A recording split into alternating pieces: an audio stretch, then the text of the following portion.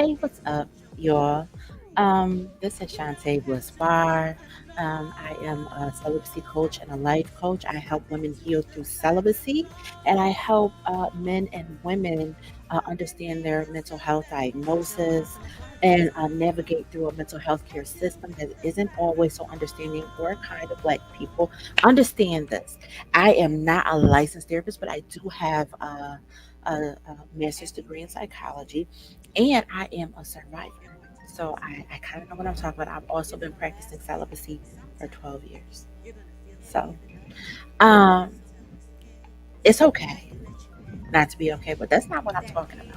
So today, what I'm really talking about is let's mute the music. So today, I wanted to talk about some spiritual encounters that I have had. You know, I think there's this fear, because we don't understand, and we don't know, you know, uh, what happens. But I've had some pretty strange encounters. So first, you know, my ex passed away in 2009. I felt him come to me after that. I felt him with me, which is crazy. And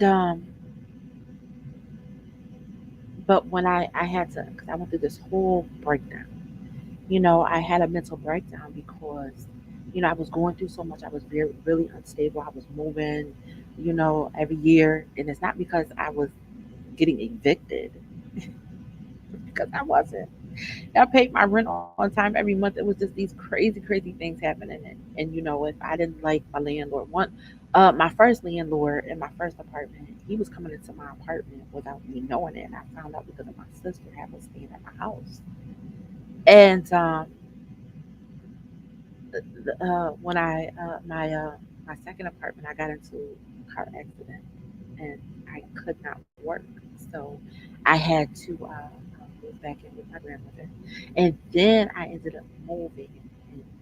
And, in between time, there were all these deaths happening, right? And they were affecting me. They were really getting to me. And when he died, it was just I don't forget. I broke. Um, but so when I moved back here, it's just like I'm freaking crying all the time. I know that I gotta get it. It's like been 2 years. It's like at some point, I had to really like, kind of. I tried to find a way to get over him. So what I did, I had all his letters that he wrote me because he was in prison.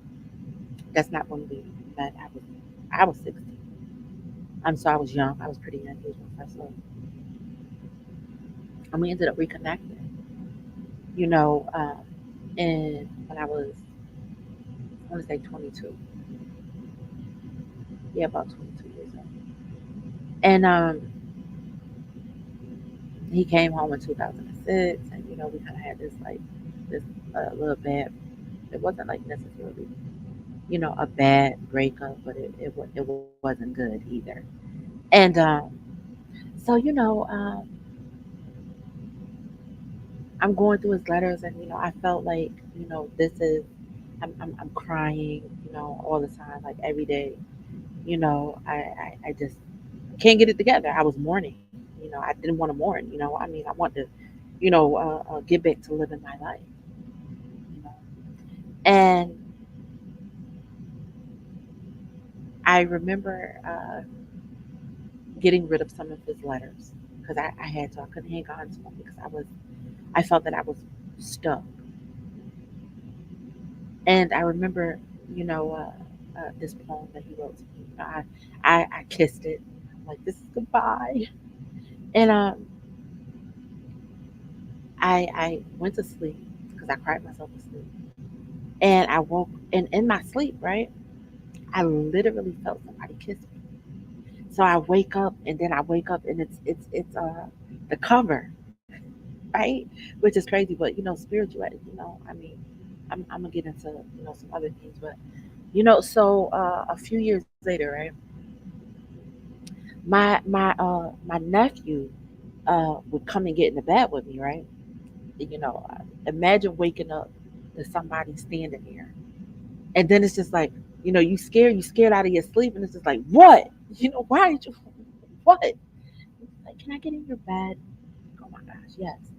So I was kind of used to uh, my nephew getting in the bed with me, but one night, I woke up and I felt arms around me. So I thought, it was either one of my nieces. I was like, what the heck? Move, get up off me.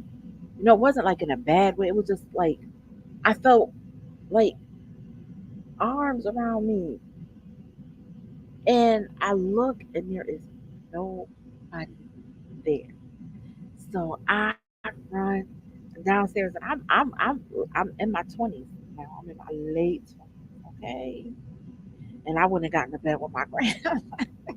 Not even playing. Could you imagine waking up to something holding you and nobody is there? But see, this is how I know it was him because, whenever he would wake me up, when we slept together, whenever he would wake me up, uh, it was very gentle. He never shook me awake. He never yelled. He would blow on my eyelids. Um, he'd blow on my eyelids. Or he just had his own way of waking me up. So I kind of knew that was him. But let me tell you about another spiritual encounter that I had. That was kind of, so there was this, my sister used to bring her niece over, her her ex-boyfriend at the time, niece, which was also her friend's daughter. And she would bring her over here, and her and my niece would play together, right? And they play up in my room, and it was very peaceful. Y'all do whatever y'all want. Just don't be messing up. You know, um, and the little girl passed away, and so I kept hearing stuff after she passed away. I kept hearing stuff on my steps, and I realized this is a kid. You could tell the footsteps of a kid and an adult is a difference. And I would hear her playing on the steps, and I wasn't scared. I wasn't afraid. I was not afraid. But I had to tell her, I had to send her away. Because I mean it's startling.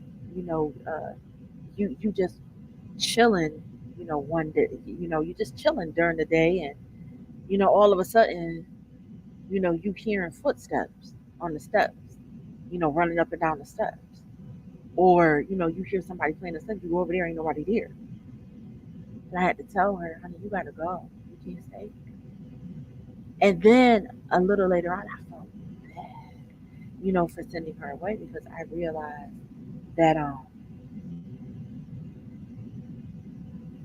she felt comfortable here, and but I had to send her away. I mean, you can't stay, But then another encounter, one that I had many, but this one really freaked me out because there was this.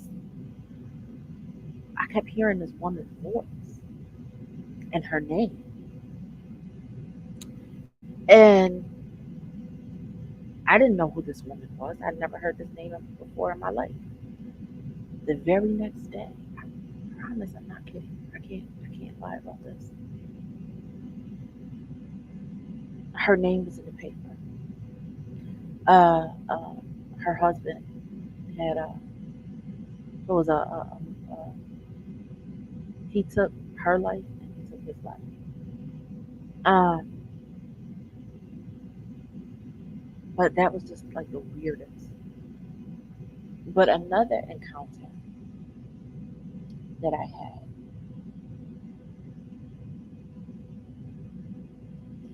this woman used to bring her daughter here, and she's the her for her hair to be done. But she also took her daughter to other places for her hair to be done, right? And this woman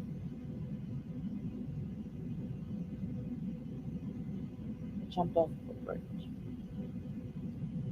and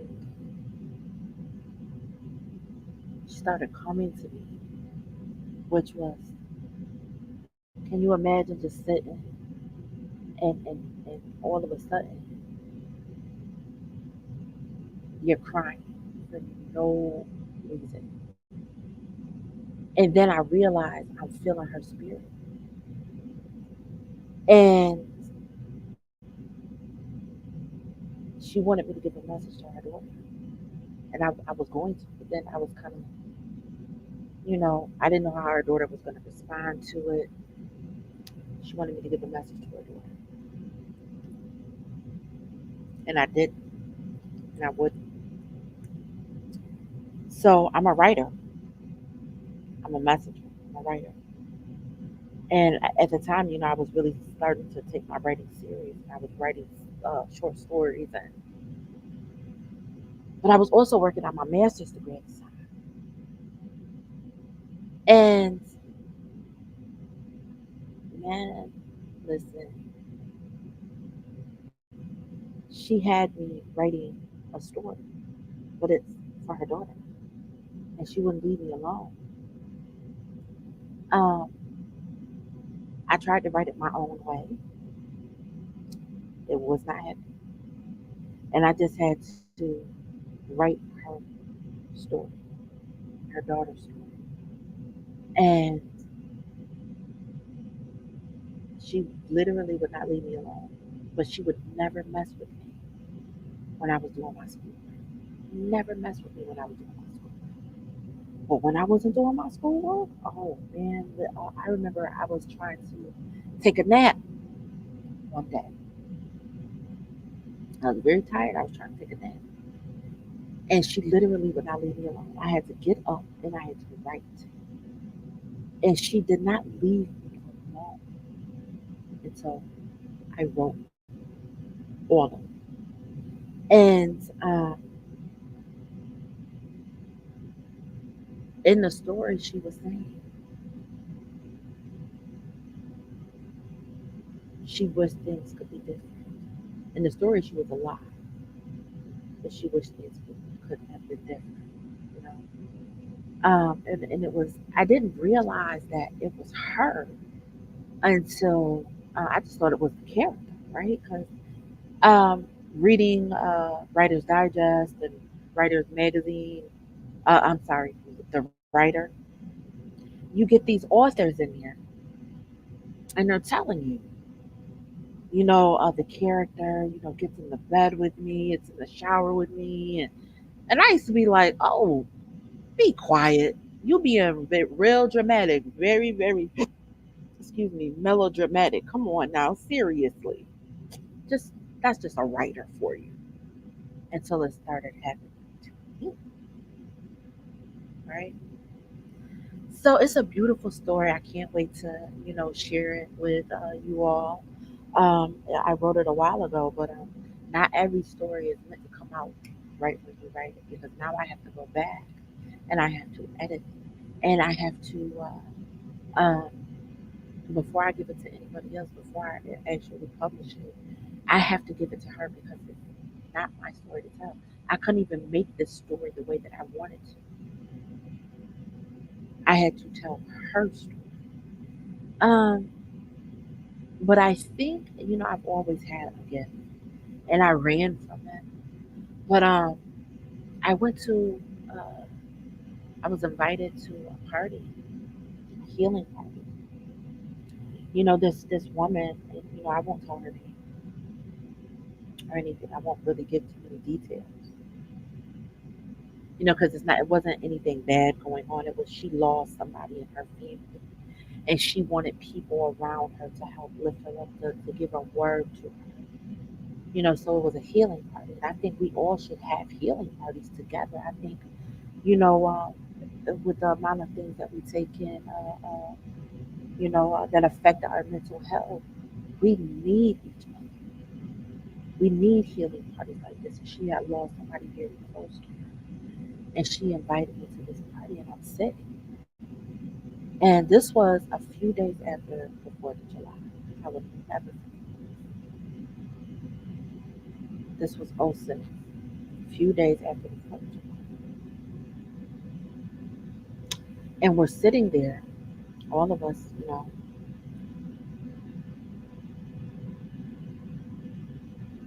and my uncle was in the hospital at the time. They had given him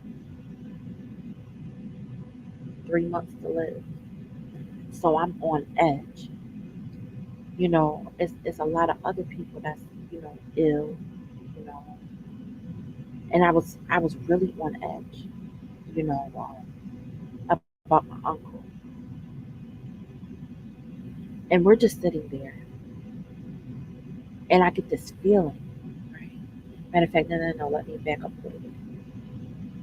Mind you, it's a few days after 4th of July.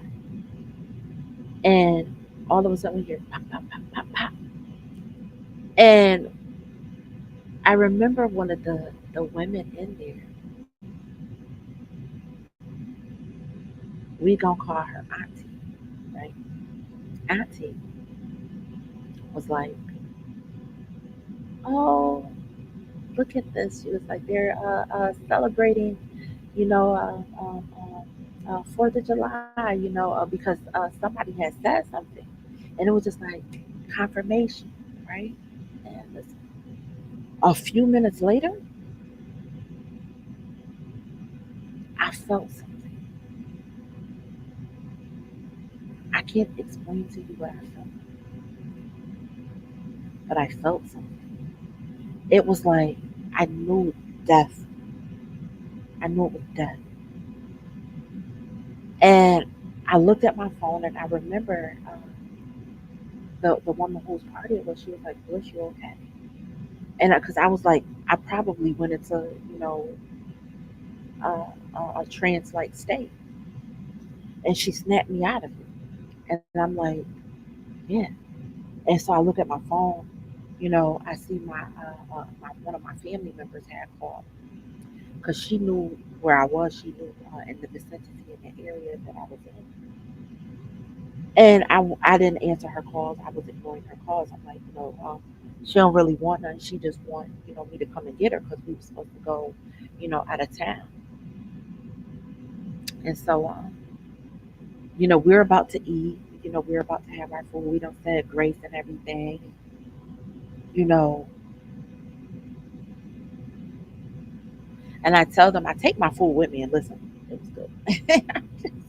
I wish I would have stayed.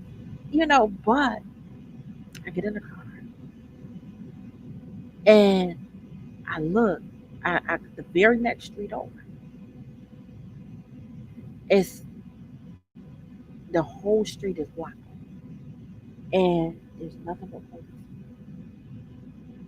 The thing is we never heard the sirens. We just, we in the moment. And so now my people calling me back to back, back to back, back to back. So I answer the phone. I'm like, yo, what? And she's like, be careful, because in the area that you in, somebody just got, they're no longer here. The pop, pop, pop, they were not firecrackers. That was actually somebody that,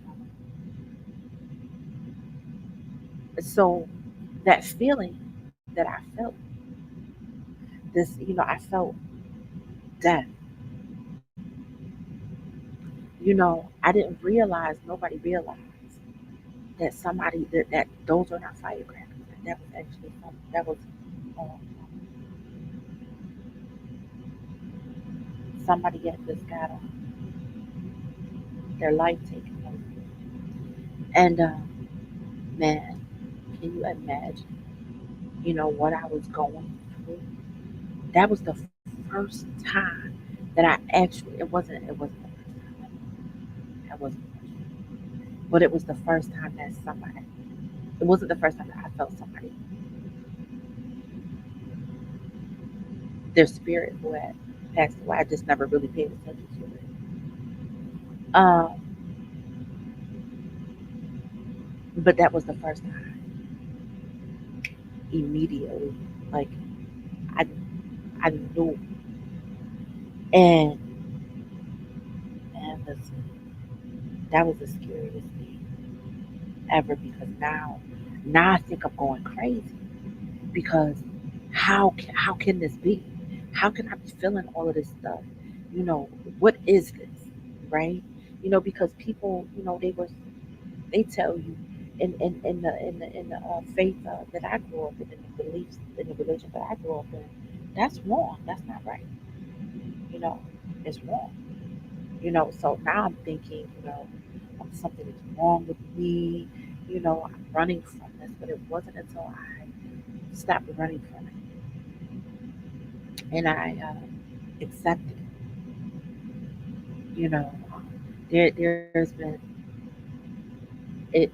I realize I'm a light, and that they're gonna come to me, and I don't engage with them. If I know them, and they got a message to give, then I have no choice. But I don't engage because it's like I'm not encouraging. Like I never asked for it. It's just like, can you leave me alone? It's like I never asked for it. But I realized, and I still don't know the full extent of my gift, right? The other day, I told you guys, this is Facebook I'm talking to now, not the other ones, but I told you guys how I saved a life on my birthday. My friend was coming to bring me some alcohol on my birthday, my 21st birthday, you know, and I'm very happy. I'm finna go clubbing. I can legally get into the club and drink now instead of sneaking. Not that you had to really sneak anyway, not when you were female. Some, if they feel that you're not mature, but I could actually legally drink. And my friend had came. He bought me a bottle, and I kind of knew a little. He was a little off, a little quiet. But I really didn't care at the time because it's just like it's my birthday. I don't got time to be thinking about that. I'm gonna talk to him a little later. I'm gonna go bar hopping with all my friends, and all my friends was different. I had my friends in the LGBT community. At the time, I was questioning myself. You know, um, I had my hood friends, okay, and I had some of my friends that I had met at school. And I listened, and then I had uh, I wouldn't really call them family, but family. We family, but not really family. And I had all these people ready to celebrate with me. I'm really gonna get lit, and so I want him to hurry up and go. And so I touched him, and I can't even explain what happened. To It was like this whole whatever he was feeling like freaking went up through my arm and went all through my body, and I felt everything that he was feeling. And I'm like, yo, what's wrong with me? It's my birthday. I'm very happy. My 21st birthday. Very happy. And he's like, nothing. I'm like, no, no, no, no, no. I touched you and I wasn't feeling like that before I touched you. What's going on with you? You're not leaving the house until what's wrong. And he was going to end himself. He was going to end his life. And I wouldn't leave him. And I stayed that whole night. I laughed.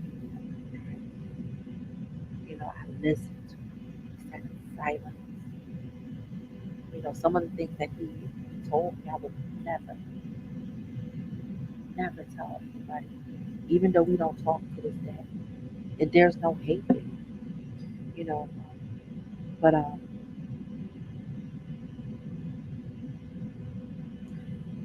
best birthday ever was the mistake of my friend. It was a selfless, and I don't want to tell you. It was a selfless act.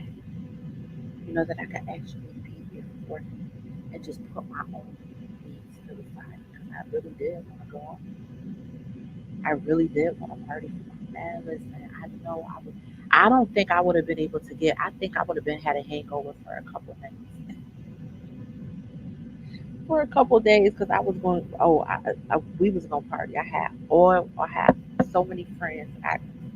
We was partying, but best birthday ever was saving the life of my friend. And just being here. And I like that the one song, "How to Save a Life." That is my song. I really like that song. Really like it. But see, here's the thing. Sometimes, we don't know. Sometimes, you know, when my ex passed away, he didn't just pass away. It was how do I say it?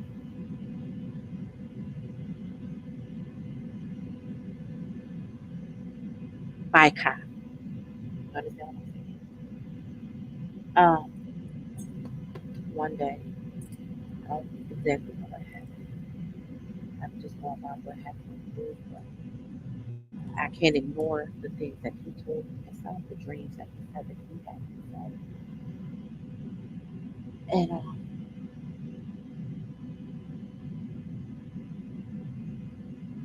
I blame myself for it. I felt like I should have been. I felt like, but then I had to realize this is not my fault. This was my fault. He told me what he was going to do. I don't know if it was just a dream, whether he, whether he was just,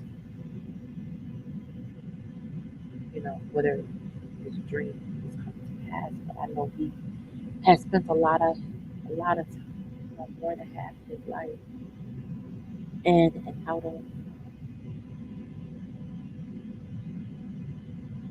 jail since he was young, and he confided in me some things that I would never, ever.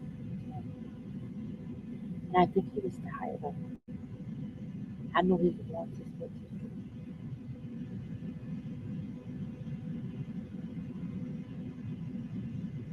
Sometimes we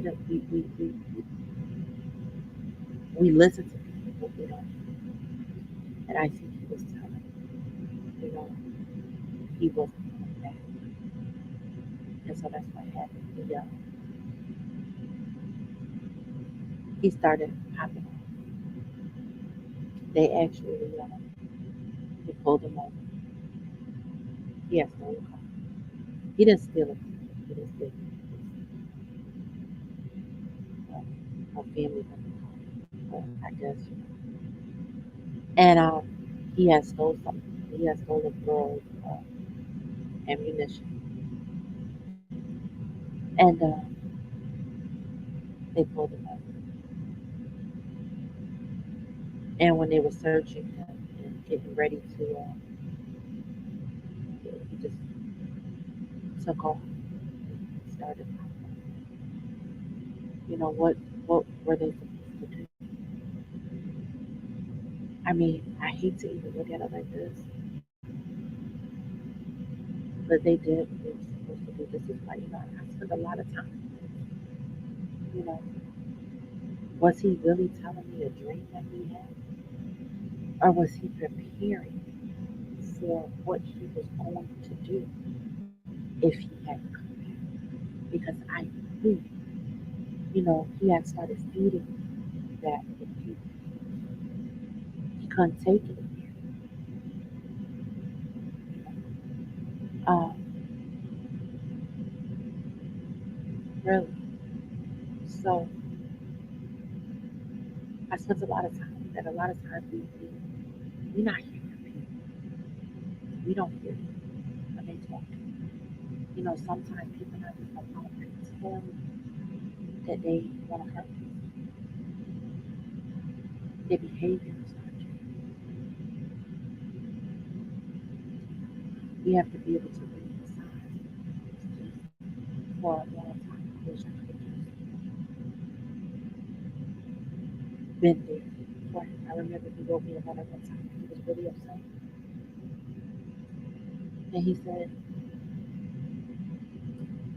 "You've done nothing. You're not, you know." It wasn't a nice time, and my mind was like, I come to visit you. You know, send you packages, and I'm doing stuff that I'm not even supposed to be doing as far as you know.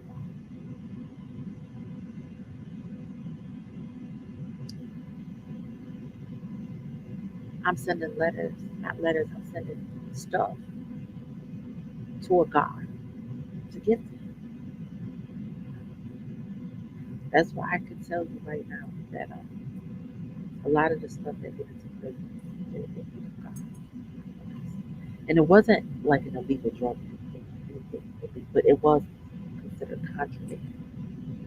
Hey, girl, how are you? How you doing? I miss conversating with you, but I I didn't hear him say, "You're not here for me emotionally. You're not here for me spiritually." I didn't hear him. I just I was thinking, I couldn't see. I've been really good. I've been good. I've been good. Um, I I thought that that was enough because I required so much of you know. He was really protective of my emotions and like people of my feelings. And at that time, my feelings was getting hurt. Like I was accomplishing so much, and nobody seemed like nobody was happy for me. Like people in my family, like my grandmother, my mother, my father, my grandfather, my stepdad. It seemed like there was only people that was happy for me. And I would, I would talk about some of the things that I was accomplishing with family members, and the way it wasn't me bragging. It's if I win, you win. You win, I win. That's how I looked at it. And one day, somebody in my family said something, and it hurt my feelings. And I was writing him a letter, and I was crying while I wrote it. He must have realized because of the ink stains, you know. And he got so mad. And there was one time somebody, I'm not gonna say, but they hurt my feelings, and he didn't like me. And when I told him what happened, he got so mad. So upset. I realized that I can't tell, you know, anything. So I do know that he still comes to me, not as much as he used to. I had to send him away to. But I was just thinking about the little girl. I seen something on on YouTube, and I'm like, yo, that's something that was really strange to me. That was really, frightening. Not really frightening, but it could have had the potential to be frightening. It had the potential to be frightening. Her playing on my steps after she passed away. And my homegirl was like, go. You can't stay here. You cannot stay here. You gotta go. You gotta go. You can't stay here. And I did. I felt really, really bad because she felt comfortable. And I hope her spirit made it. You know, um, I remember one of my friends, my old, her son died. Her son, um, and I didn't know it at first, you know. But all of a sudden, like I heard him, like I seen this vision, and he was shocked and he was surprised that he was just like, I died. He was very surprised and shocked that he had that. And I wanted to tell him, your son is okay, but I never really got the chance because we wasn't cool like that. I wanted to tell her really, but he's all right. No, you don't have to worry about anything that's you know, his spirit is good. Wherever he made it to, he good. He was a kid. He was 15 years old. You know, but it's crazy. Another crazy. This is one of the scariest. Since being an adult, when I was a kid, I was 6 months too. But as an adult, you know, this guy, Eve, was at my house, and we in my basement, and I'm in college now, but I had moved back in, with my grandparents, being a college student and paying rent, you know, especially in your first couple of years of college, I mean, so they let me come back and stay with them. So I'm messing with this dude, Eve, and we was kind of,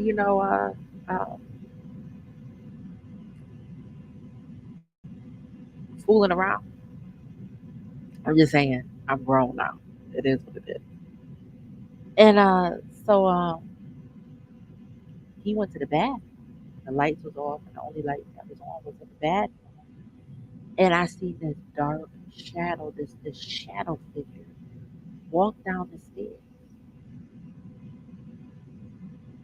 I seen this shadow figure walk down the stairs and sit on the couch. On not the couch, but the couch chair, the chair that goes to the couch. And it freaking melted into the couch, like freaking disappeared. I'm like shocked. I think if he wasn't down here with me, I would have took off. Okay.